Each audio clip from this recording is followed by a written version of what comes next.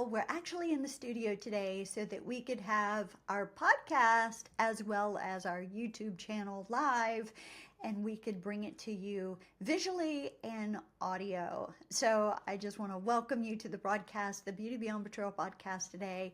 And welcome to those of you who are on YouTube as well as listening to us over the airwaves over in podcast land. So welcome, welcome.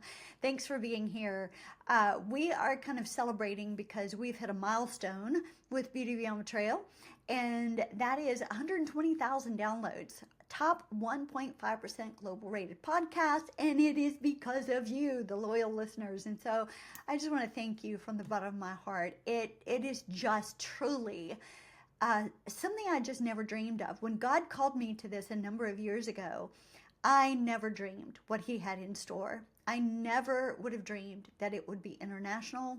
I never would have dreamed that he would have a huge coaching practice in place, helping women and Christian couples as well to heal from the devastating effects of betrayal and loss, to go on to have redemption in your lives and in your marriages. I never dreamed that this would even go on to what is coming in 2025, where we will actually be bringing on new coaches because this is expanding. We need more people involved to help us with this movement of beauty beyond betrayal. And there truly is beauty beyond betrayal. Betrayal is not the end of your story, beautiful. It never was meant to be. It is a catalyst when we choose to let it be, to a better life, a resurrected life on the other side. So I want to encourage you in that. So what are we going to be talking about today? We are actually talking to you, the one who's been betrayed, through your husband's sexual addiction, through pornography. We're going to kind of dive deep into that today. And I really hope that this helps you. I know it will. And I want to bring 7 tips to you today that are going to help you when it comes to what you should do when you find out that your husband is addicted to pornography. This is something that is exploding globally. The enemy has just turned what God intended to be a beautiful gift for a couple, sex. He has turned it into something so horrific. And he chooses to twist the things of God. This is how the enemy works. Now, while we can't blame the use of pornography all on the devil, we can't say the devil made me do it. We really can't. The devil can tempt us, but the devil doesn't put a gun to our head, and he doesn't say you have to do this, right? So there's a twofold battle that goes on when it comes to sexual addiction. And it is in the flesh, and it is in the spiritual realm. And just to give you a heads up, I'm going to be bringing a specialist in the future to actually speak into this so that we can understand addiction better from just a professional standpoint, just to help you as you grow in and through this. So I want to welcome those of you who are new to the broadcast. My name is Lisa Limehouse, and I am your host of Beauty Beyond Betrayal podcast. I am a betrayal, trauma, and affair recovery specialist. I have been working in the trauma space for a number of years now, after spending about 15 years in the pastorate, traveling in the United States and abroad, and God switched me to this realm.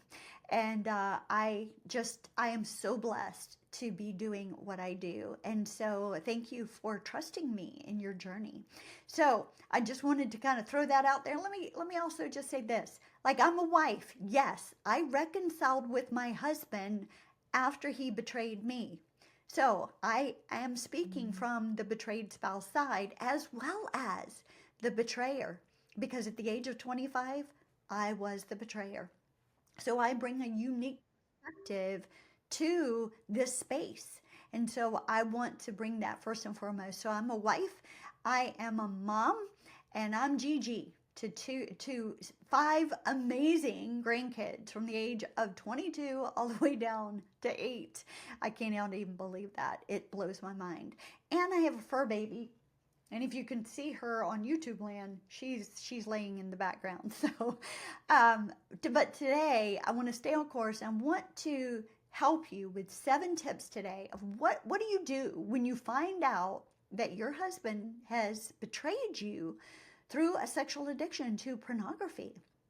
Well, beautiful, grab your pen and paper. Let's kind of dive in and let's really talk about it, okay? So let's look at this. First off, tip number 1 is don't stay silent about this. Don't struggle with this alone. God never intended you to. Now, when we've been betrayed, it can feel like the world has ended and we can feel like our voice has been stolen from us. We feel like we've been silenced because we've been sideswiped by this. An earthquake has gone off in our life and we feel like our whole world has imploded and we don't know how to articulate it. We don't know how to even discuss it. We don't know who to talk to, who to turn to, who is safe and who is not, right? But one of the most common mistakes that we as the one who has been betrayed can make is not to talk about this. We need to be able to voice our concerns. We need to be able to talk about it. Now, listen, I don't mean to blow it up on social media, okay? I don't mean that.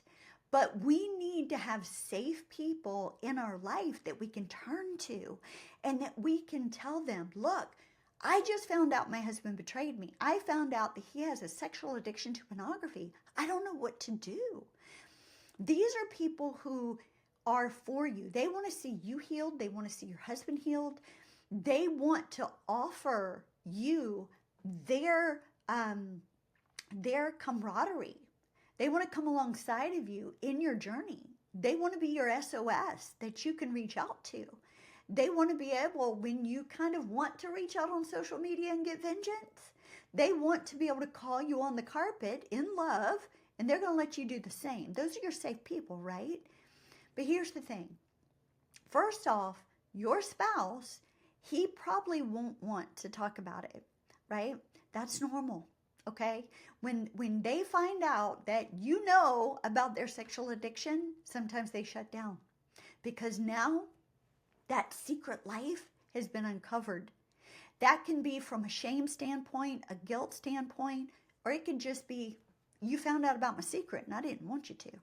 So all of that is normal, and that's going to be tough. But again, it's normal. So you may need what's called a mediator, either a trauma-informed counselor, therapist, or a trauma-informed coach to help you navigate all of this at first, okay? Now, I'm not saying that, you need to push the issue with him, okay?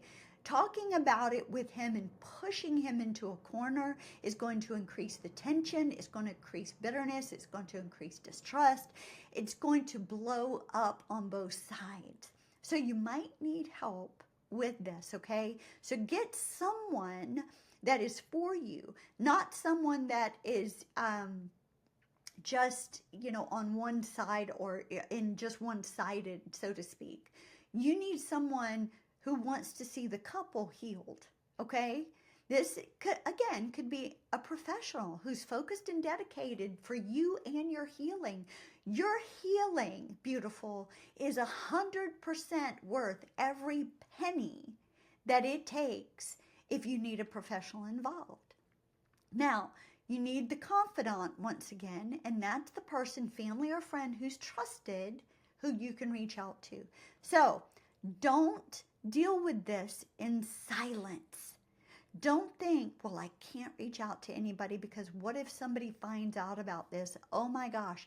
Listen, the enemy's going to come at you with shame. He really is. The enemy's going to say things to you like, oh my goodness, this is your fault. If you would have given him more sex, he wouldn't be looking at porn. Or the enemy could be saying things like, you don't want to share this with anybody because what are they going to think about you? They're going to think that you're not a good wife. No, that's all from the enemy, beautiful. You need to be able to speak to someone. So don't suffer in silence. That's tip number 1. Tip number 2 is give yourself permission to feel all the feelings. Now, you're going to feel a lot. I know that it may seem silly, but we often judge ourselves by how we feel. We think we shouldn't feel this hurt, or we feel like, as we find out about this and as our husband is moving through recovery work, oh, I should be over it by now. I should just get over it, so to speak, right? Or your husband says that to you even more, but that's not the case. You can't just get over this. Your feelings are not bad. You're not crazy for feeling the things that you feel. And furthermore, you're not abnormal for feeling those. This is all a normal trauma response. And I want you to recognize that. The brokenness that you feel right now is absolutely normal. The anger, the rage, the sadness, the depression, the confusion over it all, the overwhelm, all of these feelings are absolutely valid. Why? Because you feel them, and your feelings matter. Now, they might not make sense in the moment, so stop trying to talk yourself out of the way you feel. Don't do that. Give yourself permission to feel the feelings, whatever they are, so that you can process them and move through them so that you don't get stuck in them. And if you find that you are stuck in a constant perpetual cycle of a certain feeling, then definitely reach out to a professional, a trauma-trained coach, so that we can help you process that feeling so that it doesn't get stuck and manifest in your body that can create illness in your body. Okay, tip number 3, focus on you, beautiful. That's not a selfish thing either. You've got to understand that your brain is going to want to focus on him. You're going to want to fix him because now you look at him as broken and you're going to want to fix him. You can't fix him, beautiful. You can't make him better. You can't save him from this. That's not your job. You can't focus on what he's doing or what he's not doing. You can't focus on his recovery. Why? Because it is exhausting when you pull your attention that way, because you're staring at something that you have zero control over, okay? You cannot control his actions. You cannot control his recovery work. You cannot control what he will and will not do. And ultimately, by doing this, you're just draining your own reserves. And ultimately, it leads you to feeling burnt out and frustrated. It gets you to the point to where you just want to quit and you want to walk away. So what do? Well, instead, you focus your brain on you. And again, that's not selfish. So focus on things like, what actions are you actually taking to heal yourself from the trauma of what you've just experienced through discovering your husband's betrayal? You've discovered something horrific. Your husband has a sexual addiction. He has betrayed you in one of the worst ways. So how are you helping yourself heal? What actions are you going to take to heal yourself? What are you thinking and feeling? How can you move forward in your own healing process?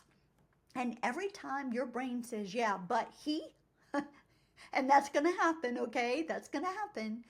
Just refocus, redirect your brain back to you right now. Remind yourself, I can't control him. I need to trust God with him. I need to put him in God's hands.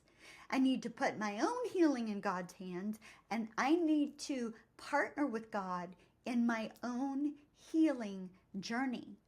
You are the something that you can control. God says that he has given you self-control. That means focus on yourself and focus on your healing journey and hand him over to God so that your husband and God can focus on his healing journey. All right, tip number 4 is this.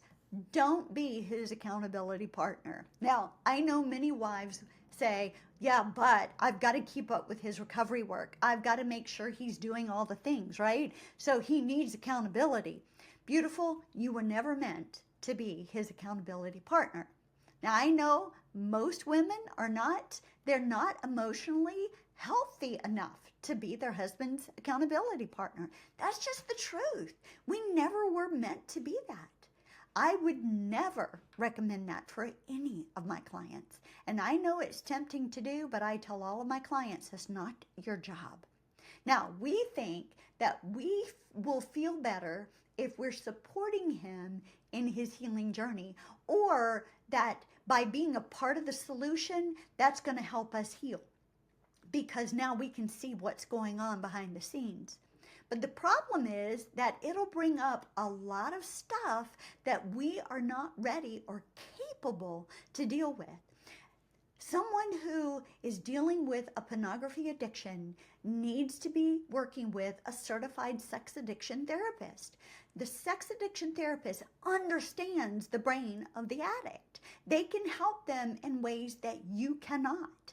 Furthermore, an accountability partner, someone who has walked the road already and who has healed from it, is the best accountability partner that your husband can have, because they understand his brain. Now, some of the things that you end up dealing with if you try to step into that role are shame, anxiety, rejection, disbelief. Like your cortisol levels are going to go through the roof. Your adrenal glands are going to shut down. Like you are going to get actually physically sick from this. I tried to walk in that road with my husband for a while, and my husband didn't have a sexual addiction with pornography, but he was addicted to his affair person, and it was a vicious cycle. It was like an addiction, and I had to come to the realization I couldn't do it. It was destroying my recovery journey, and it can do the same for you. Being the accountability partner changes the relationship from spouse to cop. You actually become the one who is governing his every move. You're like mom, you're like police officer, and that's not your role inside of the relationship.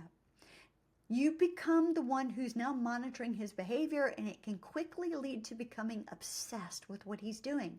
And I know that because I became obsessed, and it ruled my life. And beautiful, that's not what God wants for you. It's unhealthy and it's draining. So help him find someone else to be his accountability partner who can support him. And that way you can support him in other ways. All right, now let's look at tip number 5. Watch how you tell your story.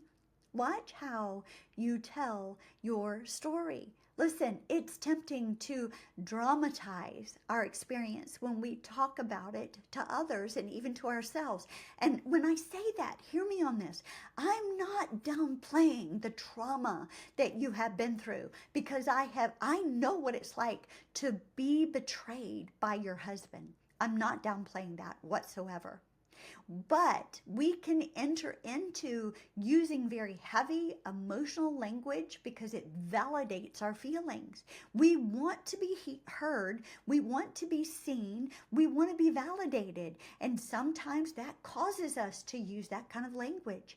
Well, beautiful, the truth is you don't have to exacerbate the language just to be seen, heard, and understood and validated. Your feelings are real. They are. You've been betrayed. So I want you to notice how weighted your situation can seem when you do that. And I want to offer instead that you break it down to the facts and stay in the facts. When we stay in the facts, that's the truth, right? So we don't have a tendency to make it, larger and actually give it more than it deserves, so to speak. So when you do this, you give your brain a chance to see actually what's happening rather than just the way you're talking about what's happening.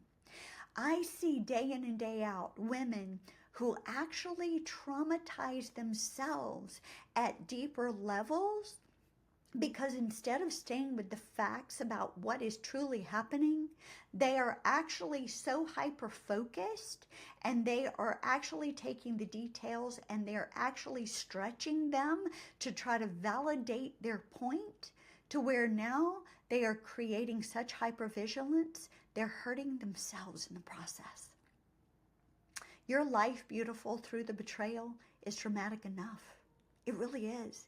You don't need to add to it by the way you're telling yourself this story or even telling others the story. So stick to the facts. All right, tip number 7 is this. Hire a specialist. Beautiful. Hire someone. It is so worth every penny, who can help you heal from the trauma and the loss of the betrayal. Finding the right specialist is vital to your healing. So just like doctors, there are professionals in this realm who specialize in this field. And that's exactly who you should be hiring. You know, recently I just had a total hip replacement. My left hip decided it was going to give way. It collapsed and I had to go in for surgery. I didn't want just any old surgeon doing an operation on me. I wanted one who specialized in hip replacement. So I sought out the best in South Carolina. And he was worth every penny, because not only did I have a beautiful hip replacement, but on the other side of it, I am so much better than I thought I would be. And the same is for you.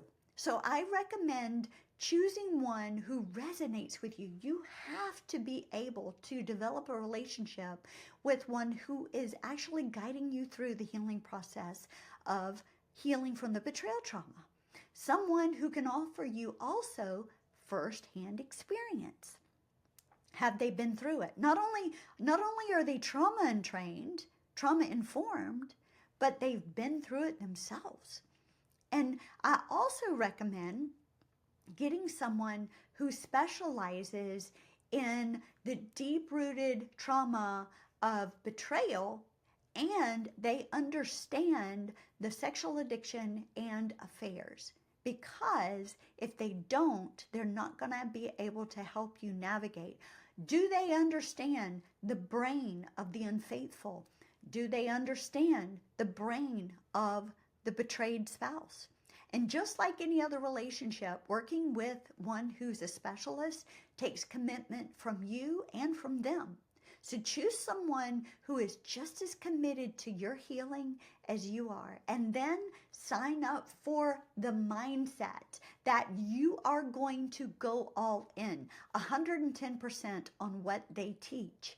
You're going to trust the process. You are going to let them guide you through. There are going to be times when they tell you things that you're not going to like. But recognize they're telling you those things because it works. It's going to pull you through the quicksand of the trauma, and it's going to take you into recovery. Going in with that kind of focused mindset can completely change your outcome. And as with all relationships, this is going to take an investment. It's going to take time, it's going to take money, and it's going to take effort. And that's exactly how it should be. So this is your emotional and mental health, beautiful. And it also is your marriage. It is your future. And this is one of the best things that you could ever invest in. So I want you to understand, learn from my mistake. Like, I went through 3 different therapists, right? Because I really didn't look for one who was trauma informed, who understood betrayal, who understood both sides of the coin, right? Well, I want you to know that I learned from those mistakes. I want you to learn from that as well. So for me, I am a trauma informed specialist who understands both the unfaithful and the betrayed, because I've sat in both sides. I was the unfaithful and I was the betrayed. And I've trained to be in this space and would love and be honored to help you heal in this journey from betrayal trauma. All right, your last tip that I want to give you, tip number 7 is this. Start yesterday. Start yesterday, okay? Don't wait for your husband to start moving forward before you do, beautiful. You don't have to sit back and go, okay, he's not doing anything, so I'm just going to sit back and wait till he does. No, take action right now. You are worth it. Don't wait another day to heal yourself. Your future self is calling out to you and saying, look, we need to heal. We don't need to wait on him. Entrust him to God. You can't control the outcome of what he is going to do, but you do have self-control for yourself. So you can step into your healing journey today. You can move into that right now, and you can be healed from this quickly if you choose the journey. So don't wait. Start, and start now. You deserve it, beautiful. And if you're ready to start working on yourself, then below in the show notes, go and grab a consult with me. I have a couple spots available for you right now, and we could start working collectively together to get you on the other side of betrayal trauma so that you can embrace your future once again, regain joy for yourself, and finally heal from the devastation of his betrayal. Listen, the sexual addict that you are actually married to right now, he doesn't have to stay that way, but that's his choice. For you, the one who's been betrayed, you don't have to stay in that quicksand. You can move forward. The choice is yours today. And beautiful, I hope you choose you. I really do. I hope you choose yourself and you have that opportunity today. I pray that today, the broadcast that I brought to you today helped you. I hope these tips helped you. Go back, re-listen to this, or go back, look at your notes that you took, but put them into play. These will help you move forward from the devastation of finding out that your husband has been addicted to pornography. And again, if you're ready to leave that devastation behind, let's chat. I would love to help you heal from it. I can't wait to see you again on Friday. And until then, love God, live your life passionately, and always choose joy in the journey of life. No matter how hard the situation is, choose joy because God wants you to live in it. Be blessed.